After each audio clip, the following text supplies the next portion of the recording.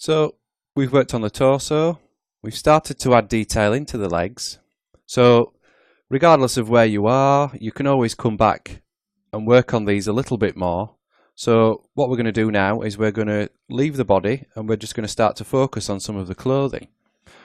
So in this video, why don't we just jump straight in and start working on our shirt. So let's just isolate this one, zoom in.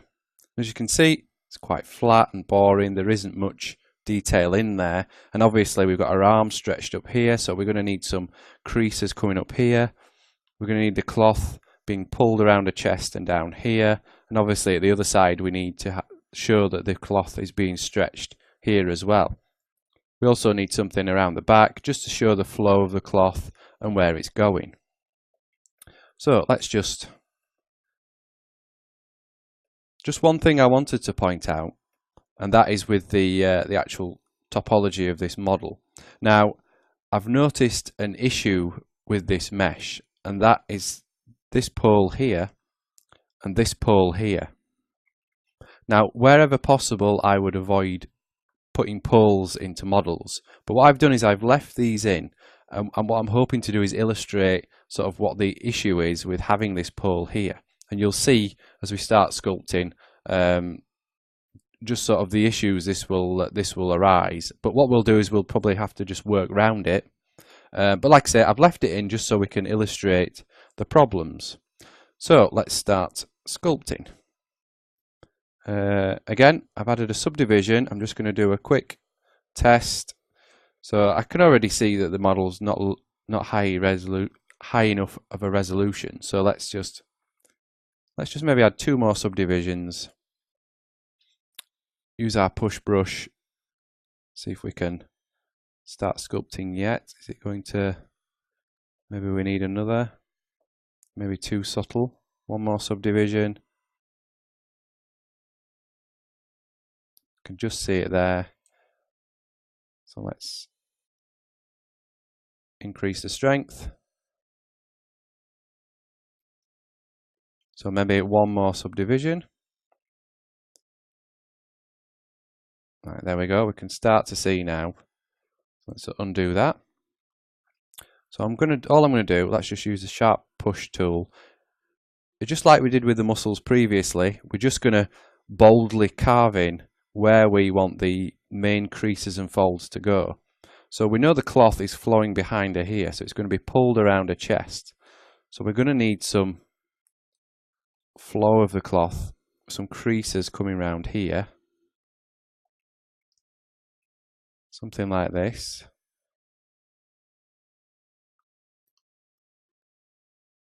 Just coming from around the middle. Just something round like so.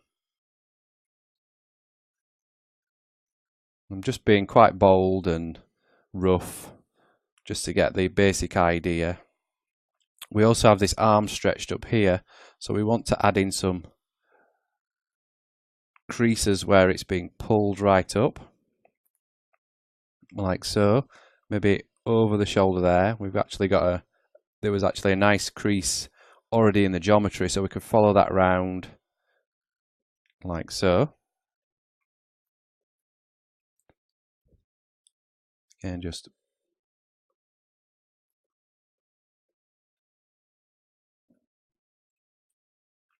roughly carving these in. Maybe add in a crease there. Again, if you're not sure, search out some reference. Just add in, just follow, normal clothing reference if you've got, or take a picture of yourself in this pose, wearing a loose shirt like this. Get somebody to hold it at this angle. There's lots of things you could do if you're not sure. But again, this is a stylized character. It's an illustration. It's just going to be a rough sculpture. So long as it doesn't look completely off, I think you can get away with a lot. Just so long as you're happy with it.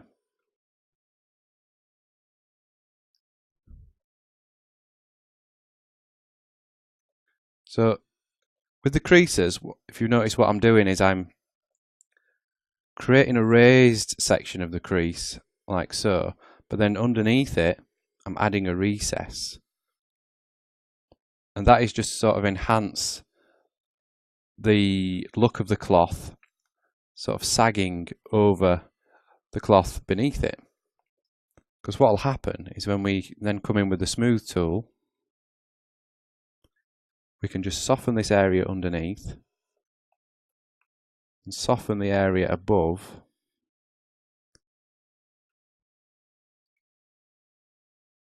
and either side, and we're just sort of getting a crease effect there. And again, you could always go in with a pinch tool, just squash this together if you want to enhance the crease even further. But as you can see, we're sort of getting that sort of fold feel.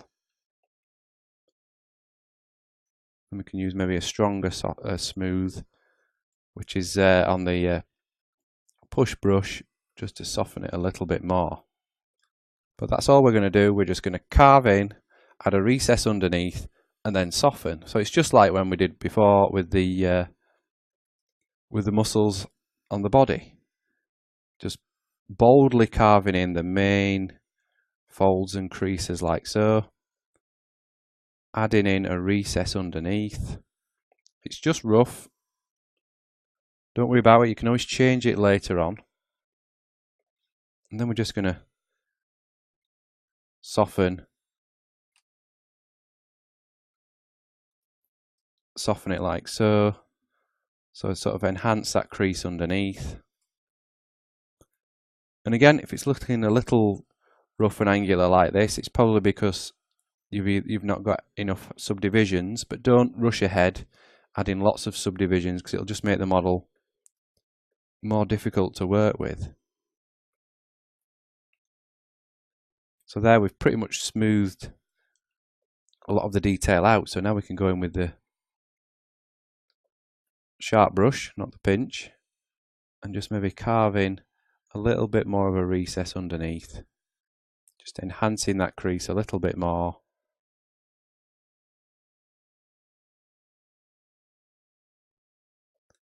And then we'll go back to our smooth brush and just soften it like so. And just don't get too bogged down in working on individual creases just so they look perfect, because it may be you come back to it later and find, oh, actually that crease doesn't work there, so I'm going to get rid of it anyway. You can always come back later after you've done the whole model and just refine and tweak a lot of these creases and folds as much as you like. So again, we've got these creases coming around here. And remember to vary the size of your brush as well. You don't want all the creases and folds being the same size. So maybe make that smaller. We want some smaller creases and folds coming around here, where the cloth's being pulled around. Something like that.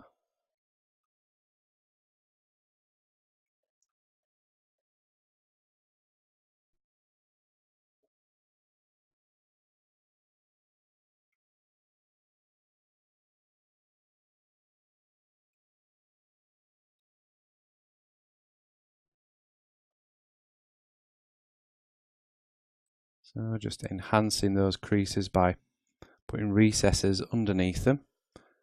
And again, I'm just going with a smooth brush, just soften these, see how they look. Then we can work on them a bit more if we need to.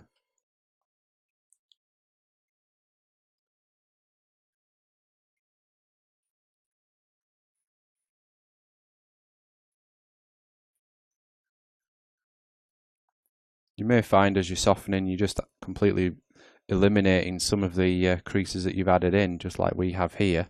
But we can always sculpt them back in. And you'll notice from other angles, you'll notice problems that you didn't notice when working head on.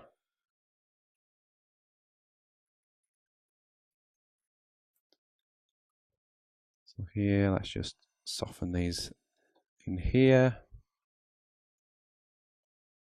Just reduce our strength a bit, just so it doesn't soften them completely away.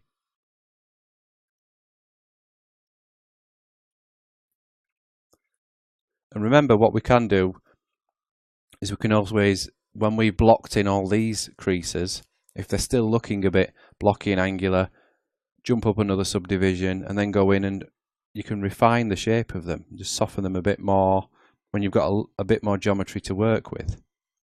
But don't do that not until you're at the end. So there you can see they're a bit rough, but we've just started blocking in those main creases and folds there. We can go around and do the same on the rest of the model. Just soften these brush strokes around here.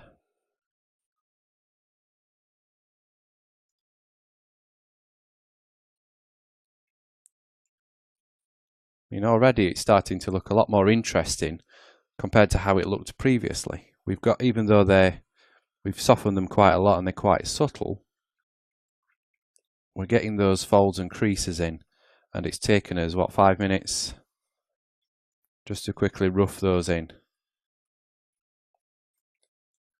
like so.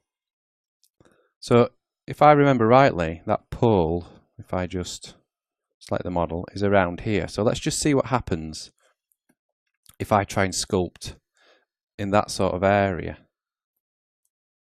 And now in my look, when I tried this previously, it came up with this problem, but now in my look it'll probably work now. So let's just see. We add in some detail around here, maybe add in a few more creases and folds. Just like we have previously, just add in a stroke, add in a recess beneath it. So I suspect the pole is around here somewhere. So it's there. And what might happen, well, like I say, it's probably going to work now, it's just the way that the geometry has been subdivided around there. It's just not going to subdivide in a predictable manner. So you'll end up with the topology not looking right. And when you're sculpting, if you try and create a straight line through it, although it's actually not looking too bad now. Oh well.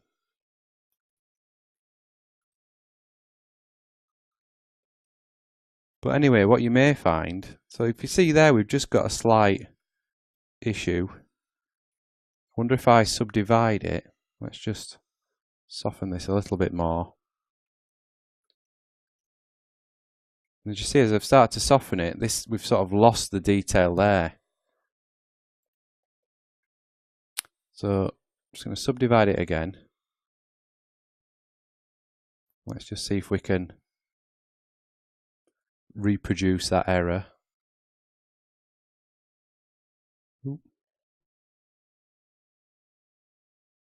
So as you can see, we've added another subdivision, and these brush strokes are a lot finer now.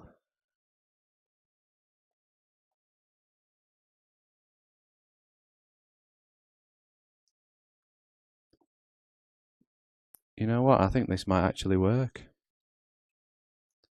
There's just a little, you can just see there, there's sort of something. But anyway, I think as a general rule, even though I've been made to look like a bit of a liar, you should avoid using poles like that in any sort of geometry which is going to be sculpted, or any geometry at all really. If you see there, we've got like a slight dip in the model, in the surface of the model, and that's where that pole is. Yeah, if you see there. So if you see, it may look quite slight, but if we look from different angles, it's quite obvious, so you don't get that continuous line, and that is due to that pole being there. And what I'm going to do is, I don't want to work at this high subdivision, so I'm just going to unsubdivide, make sure we've got that model selected and go to subdivision, clear higher subdivision. So that's just going to delete that subdivision we just added in. So I think what I'll do is I'll just end this video here, and we'll just continue on with the shirt in the next video.